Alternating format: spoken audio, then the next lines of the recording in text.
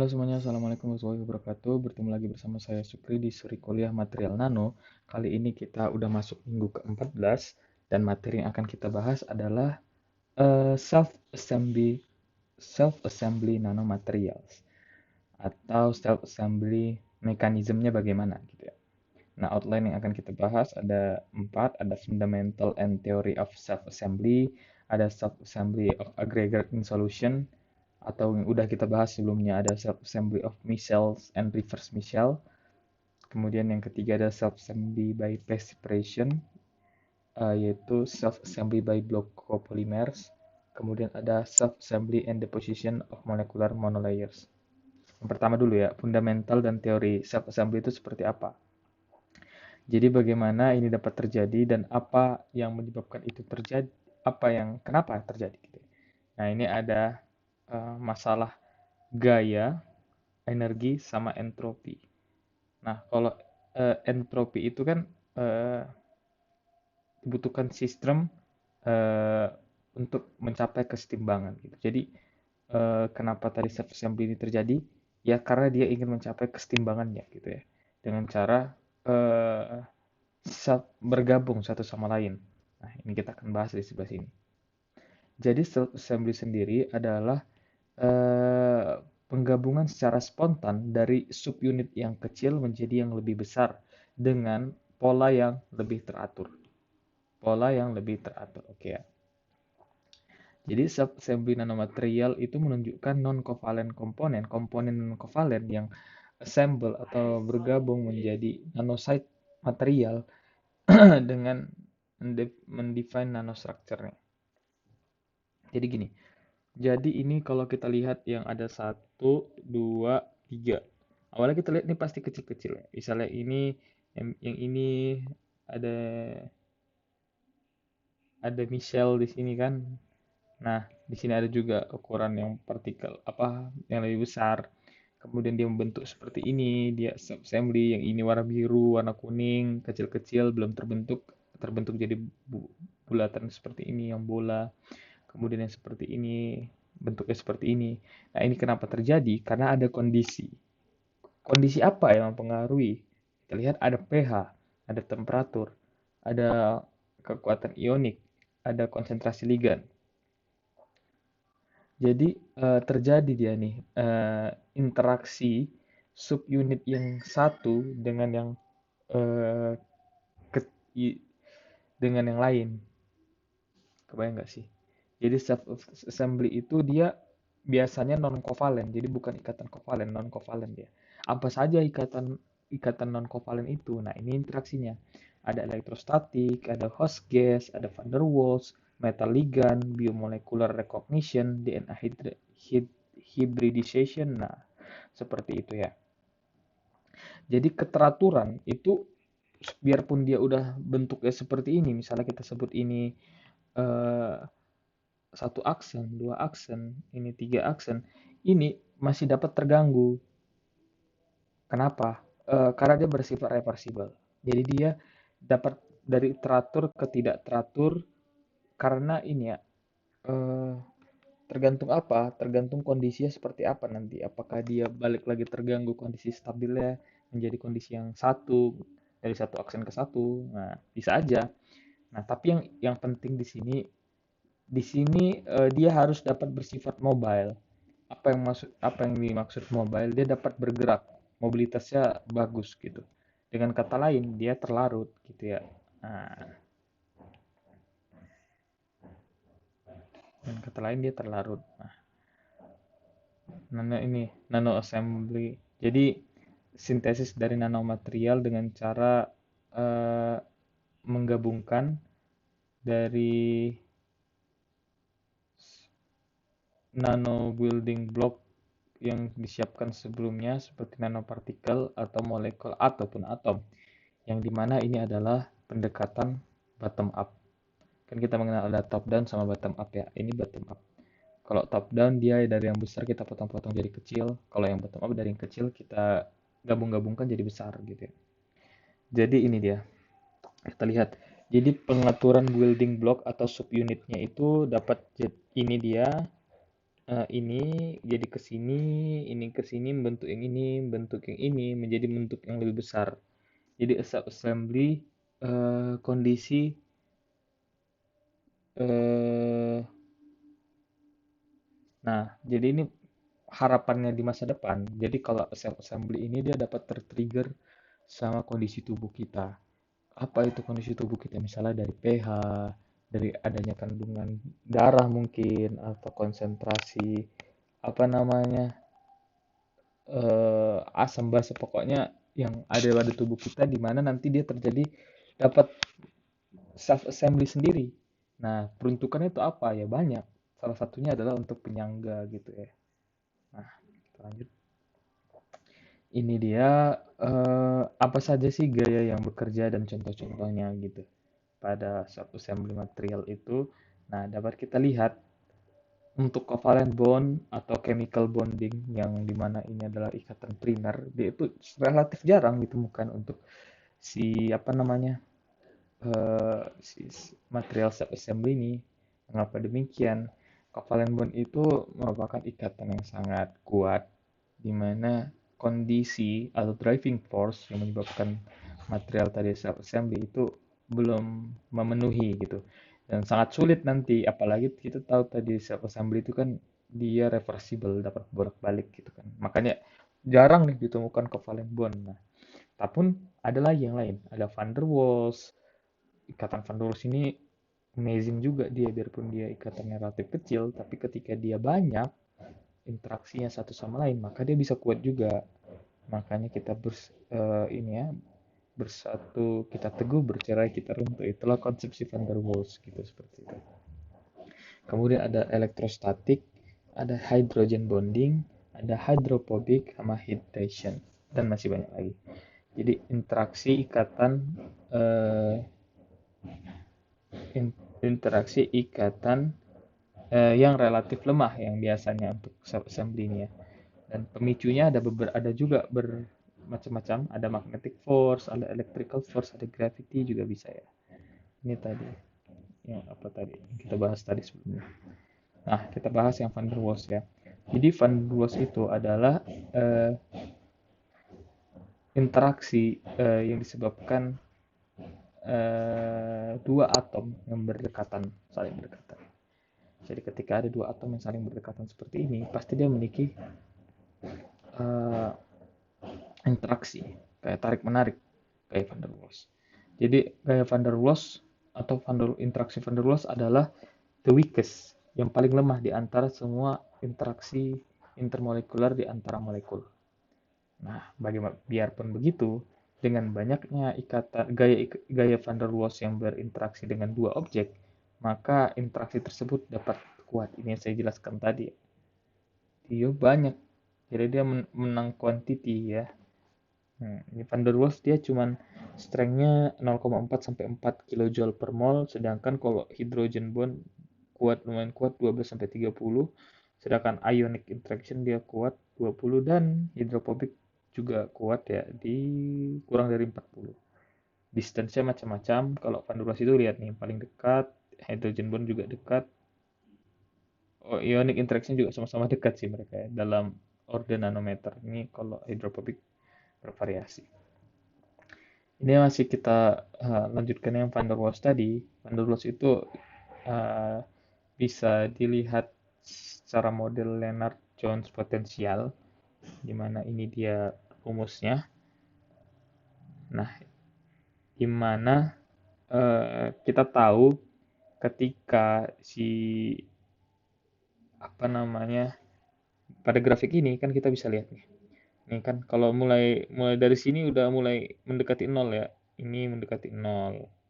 Di sini juga ya. Nah, makanya tadi kita batasi si van der Waals tadi itu di rentang 0,3 sampai 0,6 nanometer. Atau di sini dalam Armstrong ya 3 sampai 6 gitu ya. Nah, ini memang energi yang paling rendah. Jadi potensi energi dari interaksi dari dua non-bonding atom atau molekul yang didasarkan dari eh, perbedaan jarak mereka. Jadi potential equation dapat dihitung dari perbedaan antara gaya atraktif mereka, dipol-dipol, dipol-induced dipol, dan interaksi London, ataupun juga gaya repulsifnya. Mungkin kita nggak terlalu bahas ya masalah si Leonard Jones potensial, tapi yang perlu dipahami ya ini dia. Jadi dia di jarak ini dia memiliki interaction energinya di 0,3 sampai 0,4 sampai 4. Nah, ini dia ada hydrophobic force. Jadi hydrophobic force itu ya ini, kalau dia hidrophobic tidak suka air. Hidrofilik suka air. Maksudnya apa?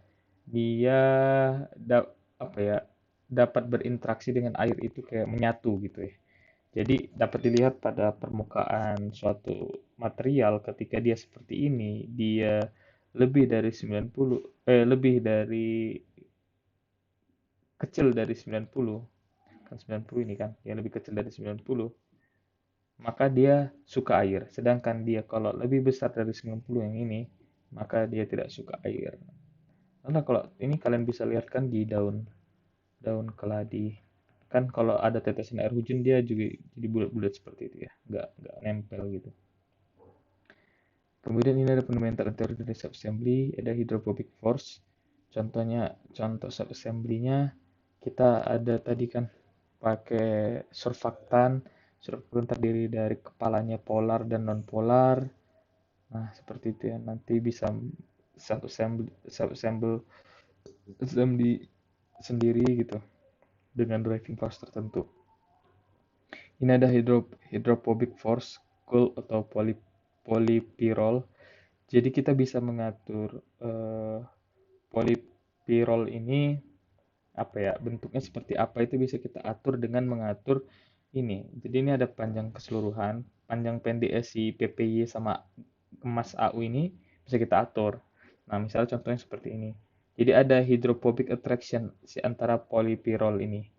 Nah, jadi bentuknya self assembly seperti ini. Jadi polypyrrole itu hydrophobic ketemu hidrophobic. Nah, ataupun hidrofilik ketemu hidrofilik itu bisa self assembly sendiri, tapi nggak semua materialnya seperti itu.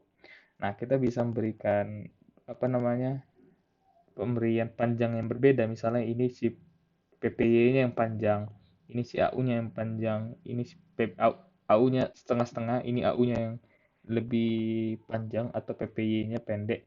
Dapat dilihat struktur yang diameter yang terbentuk beda-beda gitu. Kalau ini diameter lebih besar ketika PPY-nya lebih besar, ini juga mengecil ketika PPY mengecil, dan ini lebih terlihat lagi lebih kecil.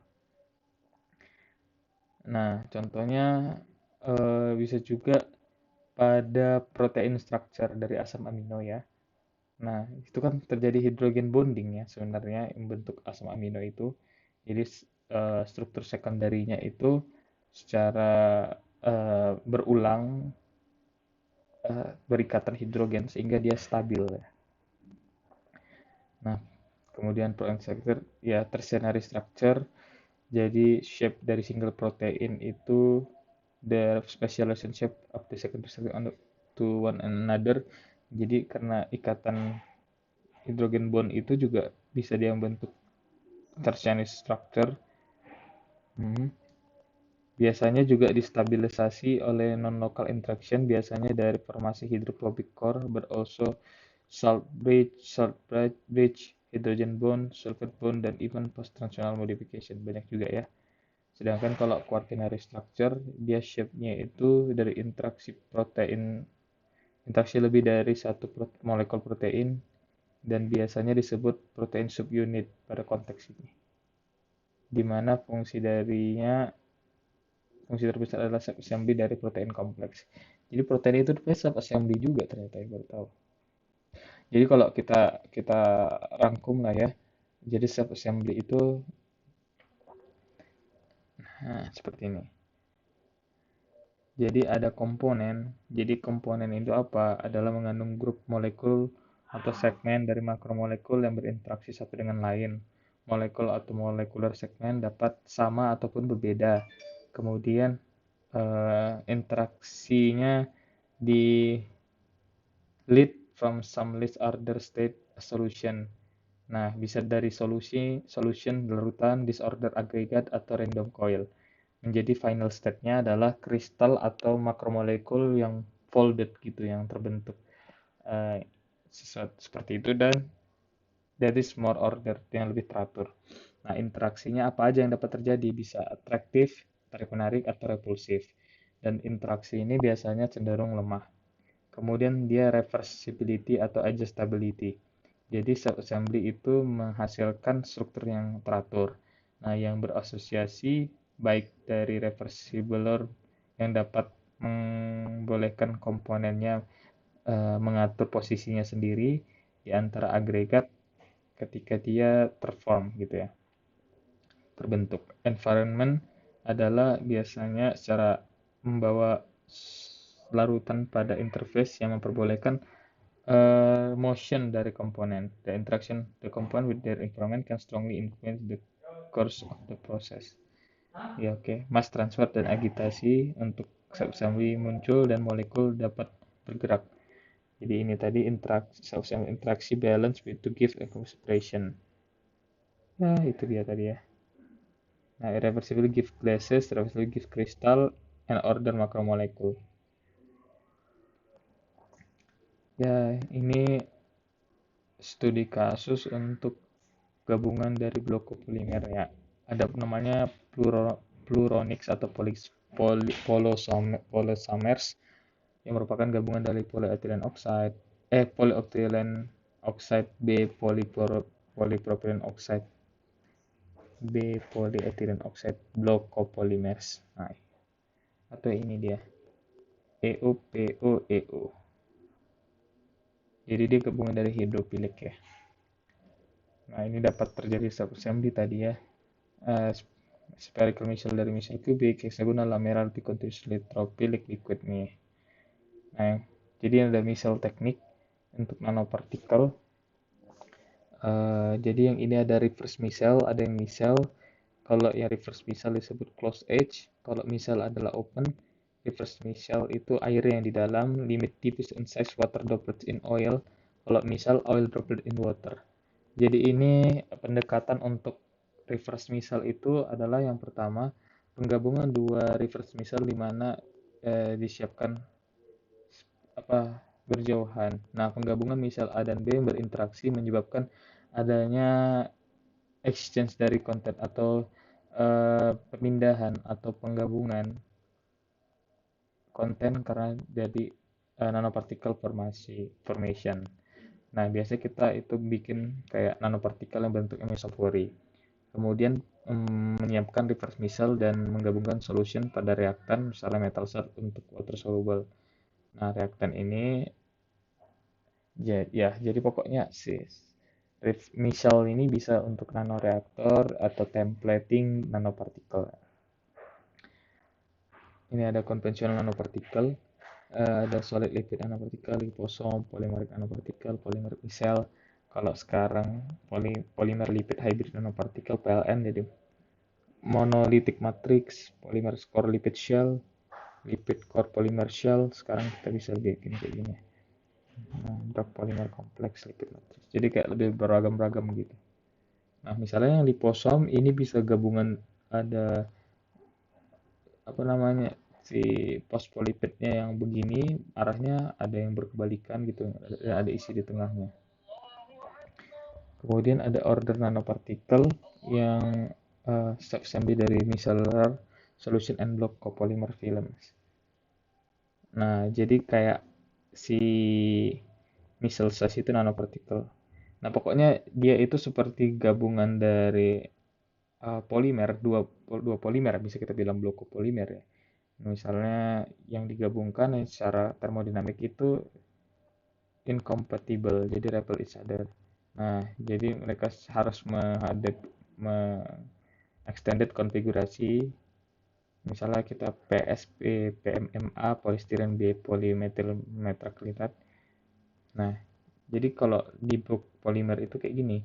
Jadi ada dua polimer digabungkan jadi copolimer yang memiliki sifat yang relatif beda. Kalau tri block ya tiga polimer gitu ya. Jadi nanti kalau misalnya kita lihat seperti ini, dua polimer yang digabungkan yang memiliki sifat beda ini, maka bisa akan menghasilkan bentuk yang berbeda-beda kalau kita atur panjang mereka itu berbeda-beda gitu ya. Misalnya seperti ini, atau yang ini bisa bulat gitu bentuknya seperti itu. Nah, ini adalah self assembly by perspiration yang pakai di blok polimer ya. Jadi, oke, kita lanjutkan dulu. Yang mudah dulu tadi di kelas itu kita bahas. Mana?